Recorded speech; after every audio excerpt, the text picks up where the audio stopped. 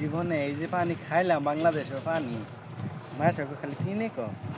আমার তো কিছু ধরনের লাগে না আমি একটা মাসের দুইটা দেখি রাস্তা একবার গেলে দুইবার দেখি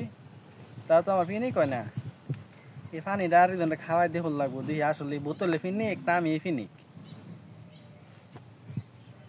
একজন আইতাছে দেখি আসসালামু আলাইকুম ভাই খাওয়ায়া ভাই আমি আইতাছি হ্যাঁ ভাই কারণ সারাদিন কাম করেন কষ্ট করেন ঠান্ডা পানি খাওয়া যান ও ভাই আমি খুব উপকার করলেন আমার গলাটা শুকাই গেছে বুঝছেন খাওয়াই দেখি স্বাদ লাগে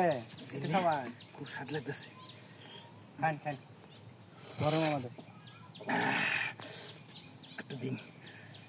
আমি খামু কি আন্ন দেয়া লাগলে ওইসে এবার কোন কে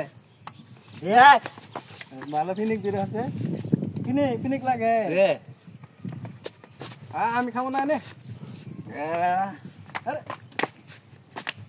দে আমার আমার দে বাবা বিপদ বললাম এটা খাওয়াই ফিনিক ঠান্ডা হওয়া নিদো এটা